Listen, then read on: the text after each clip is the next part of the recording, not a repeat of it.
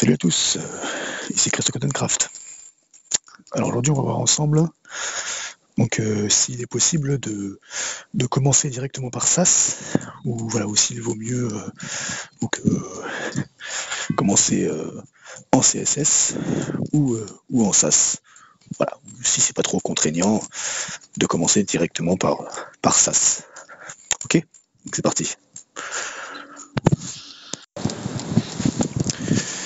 Oui, parce que j'ai remarqué que la plupart en fait des gens qui commencent à l'heure actuelle, bon là je parle donc fin 2022, la plupart des gens qui vont commencer le développement web, front-end bien sûr, ils vont commencer par HTML, CSS, ok, et ensuite JavaScript. Mais en fait, à l'heure actuelle, rien ne t'empêche, absolument rien ne t'empêche de commencer directement par SAS. Alors pour ceux qui connaissent pas, SAS, en gros ça vient du Ruby en fait, du langage, ça avait été fait à la base pour le langage Ruby, pour le style en fait du Ruby. Alors bon, je vais pas dire n'importe quoi, bon, je me mettrai un site peut-être dans la description qui explique bien un petit peu tout l'historique. Enfin voilà, mais sache que voilà, aujourd'hui tu peux largement en fait commencer directement par SAS. Sans passer par CSS. Pourquoi? Parce qu'en fait, de toute manière, tu seras amené en fait dans ta marche en tant que développeur, que ce soit front-end, ou bref, ou full stack au final, à passer par SAS. D'accord? En sachant que SAS utilise deux syntaxes, c'est-à-dire deux extensions en fait de fichiers. Donc c'est t'as l'extension, c'est l'ancienne extension, c'est la .sass, donc .sas, mais qui aujourd'hui ne s'utilise plus en fait, parce que maintenant tu as la .scss. Aujourd'hui en fait, tous les développeurs utilisent celle-là. Pourquoi? Parce que en fait elle est plus complète que l'autre. Elle est plus complète et elle est plus stable. Donc voilà, donc aujourd'hui quand tu commences SAS, tes fichiers, tu les mets en .scss. Okay, je te donne des exemples à l'écran de toute manière, donc tu peux le voir. Et donc le seul inconvénient en fait, si tu commences en fait directement en SAS, le seul inconvénient que tu vas trouver, c'est que si tu tombes en fait sur du code, sur quelqu'un qui a écrit lui, qui a codé en fait en CSS, tu risques en fait d'être perdu du coup. Alors que l'inverse, je pense que te poserait moins de problèmes en fait.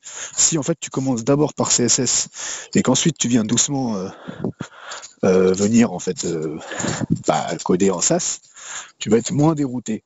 C'est le seul inconvénient en fait. Mais voilà, rien ne t'empêche de commencer directement par SAS. Surtout par exemple, là je parle bien sûr, je parle pour des gens qui se forment en autodidacte, hein, comme moi, en autodidacte, en faisant peut-être des formations sur internet, en cherchant par soi-même, tout ça, et particulièrement avec l'éditeur de code, slash framework Visual Studio Code. Je rappelle à pas confondre avec Microsoft Visual Studio, qui ressemble dans sa forme, mais qui dans le fond n'a rien à voir, qui est vraiment... bref, je conseille pas du tout de... Moi j'ai fait l'erreur au départ de me mettre sur Microsoft Visual Studio, c'est un truc qui est propre à Microsoft et qui est vraiment... c'est vraiment pourri, quoi. Bref, c'est... Allez sur Visual Studio Code, c'est cross-platform, c'est surtout multisystème. Donc voilà. Et en fait, vous avez sur Visual Studio Code, vous n'avez pas besoin en fait de télécharger SAS via npm, tout ça, voilà, dans l'installer sur votre projet, tout ça, vous n'avez pas besoin en fait. Vous pouvez juste en fait installer une extension qui s'appelle c'est SAS Live Server, un truc, Live Center, je sais plus exactement, j'ai plus le nom en tête. Mais enfin moi je l'ai sur mon VS Code. Et en fait ça vous permet en gros ça va vous permettre de compiler directement du code SAS en fait en CSS. Donc vous n'avez pas besoin en fait, ça l'installe directement en fait, ça l'inclut dans VS Code. Donc vous n'avez pas besoin du coup à chaque fois de l'installer dans votre projet, vous voyez. Et donc je reviens sur le pourquoi en fait vous allez être dérouté si vous passez, si vous avez commencé directement par ça, c'est que vous voulez en fait ensuite comment dire, reprendre un projet par exemple de quelqu'un d'autre qui était en CSS. Pourquoi vous allez être perdu? Parce qu'en fait SAS en fait ça se rapproche beaucoup plus d'un langage de programmation. Parce que comme je vous dis en fait ça vient du Ruby. Ça se rapproche beaucoup plus en fait d'un langage de programmation que CSS. CSS, vous voyez comment ça se déclare, c'est des trucs, voilà, c'est toujours les uns en dessous des autres. Bon, enfin, bon, après, vous avez par exemple les petites exceptions comme les media query là, mais bon, on va pas rentrer là-dedans. Mais en fait, SAS, en fait, c'est que des, vous compilez toujours en fait. C'est-à-dire que vous, c'est comme ça ressemble un peu plus par exemple au, vraiment un langage de programmation. Vous allez déclarer vos variables en premier. Vous voyez, vous déclarez vos variables. En fait, vous déclarez tous vos, comment dire, tous vos outils en fait généraux, vos variables en fait, en gros, tout en haut de la page. Et après vous mettez vos fonctionnalités quoi. Et en fait, ce qui est fort, c'est que avec SAS, vous pouvez compiler en fait. Vous n'avez pas besoin en fait, par exemple, si vous faites, je sais pas moi, vous faites un H1, en fait, pour modifier, comment dire, pour modifier en fait, vous faites un, enfin non, je vais mettre plus large que ça. Vous faites un header. En fait, pour modifier tout le header, vous n'avez pas besoin en fait. Par exemple, si dans votre header il y a un H1 et il y a un paragraphe, pas moi, ou même une, ouais. Et bien en fait, vous avez par exemple ouais, un header avec un H1, un H2 et un paragraphe. En fait, vous pouvez tout compiler à la suite. C'est-à-dire, je vous mets un exemple en même temps. Hein. Vous n'avez pas besoin en fait à chaque fois de redéclarer, de refaire à chaque fois une fonction, voilà pour le header, pour le H1, pour le H2 et pour le paragraphe. Vous voyez à chaque fois faire comme ça, comme en CSS. En fait, vous pouvez tout mettre dans la même tout dans la même accolade en fait. Enfin, c'est-à-dire que vous allez mettre des sous-accolades, mais c'est tout dans la même en fait, dans la même fonction. Ce qui fait qu'en fait, vous allez toucher que cela en fait, que cette fonction là que vous avez déclarée. Vous allez toucher que ça. Ce qui fait en fait par exemple que le gros avantage en fait de SAS, c'est que là en fait par exemple quand vous déclarez comme ça une suite en fait de fonctions là, je sais plus comment on appelle ça, de méthodes quoi. Ça va toucher du coup comme vous avez déclaré d'abord dans le header, ça va toucher uniquement les H1, les H2 et les paragraphes qui sont dans le header. Ça veut dire qu'ensuite vous pourrez refaire derrière en fait une autre fonction, par exemple paragraphe, qui touchera elle que les paragraphes. Vous voyez ce que je veux dire? Donc c'est très très puissant comme langage. C'est extrêmement puissant. C'est beaucoup plus rapide en fait. Ça va être beaucoup plus rapide. Et bien sûr en fait il faut savoir que SAS lui en fait il va aller écrire de lui-même dans un autre fichier CSS qui se sera créé automatiquement. Il va aller en fait créer le code CSS par contre. Vous voyez? Mais vous avez pas besoin d'écrire en CSS. C'est lui qui va le faire tout seul. En fait automatiquement il va convertir ce que vous écrivez en SAS qui va vous prendre en fait au final en fait l'avantage c'est que un fichier en fait en SAS qui fera je sais pas moi 100 lignes de code en fait en CSS vous allez gagner au moins 20 lignes quelque chose comme ça quoi, c'est pas plus même, c'est pas voilà, ça va vous faire peut-être 70 lignes en SAS pour vous faire 100 lignes en CSS, vous voyez ce que je veux dire, c'est ça en fait l'avantage aussi.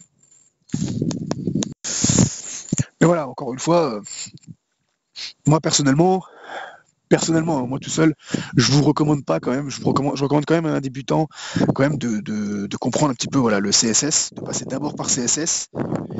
Voilà, avant de passer à SAS, je te recommande surtout de comprendre en CSS ce que c'est les grids, les display grid, display block, display flex, ce genre de choses, les media query, voilà, d'aller dans ces choses-là, tu vois, d'aller dans du CSS un peu plus poussé. Voilà, pas du CSS juste basique, hein, juste avec toucher le header, le H1, le body, voilà, les trucs bidons avec les virgules. Voilà. Je te recommande vraiment de comprendre qu'est-ce que c'est, par exemple, les parents, les enfants, les grands-parents, tu vois, les classes, les ID, tu vois, comprendre l'importance, les priorités CSS, tu vois. Les priorités CSS, hein, c'est, tu vois, l'ID est plus fort que la classe, tu vois, enfin bon, voilà. Et la div, elle est plus forte que tout. Mais ce qui est encore plus fort que tout, c'est le important, exclamation important. Voilà, c'est ce qui est le plus fort, c'est ce qui est le plus fort, ça. Voilà. Je te recommande en fait de comprendre d'abord ces choses-là en CSS et ensuite passe à SAS. Voilà. Mais rien ne t'empêche, si tu es un courageux, voilà, si tu sais en fait que tu vas travailler en entreprise et que tu vas faire que du SAS, voilà, d'apprendre directement SAS et voilà, de te passer de CSS. Hein. Parce que de toute manière, SAS, de toute manière, lui, compile en fait le code en CSS. Donc voilà, ça posera pas vraiment de problème, mais bon, je te recommande quand même pour comprendre mieux le langage, comment il fonctionne, de passer d'abord par CSS. CSS3 bien sûr. Là, en 2022. Hein. Enfin 2022, même 2023, parce que là on est le 20 là, donc voilà. Voilà, le 20 décembre 2022. Voilà. En tout cas, soyez bénis, encouragés, fortifiés. Cette vidéo est maintenant terminée. Hein. N'oubliez pas, dans la description, il y a toujours des liens importants et utiles, hein, je le rappelle.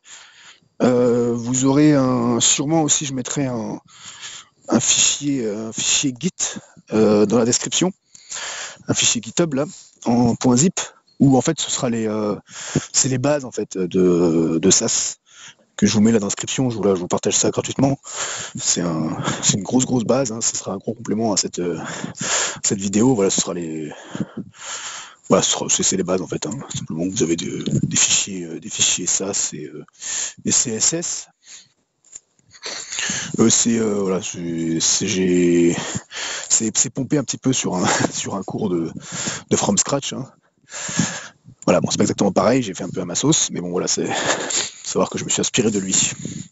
En tout cas, voilà, je vous souhaite une très bonne journée, et bon courage, et bon code. Ciao, et Dieu vous bénisse.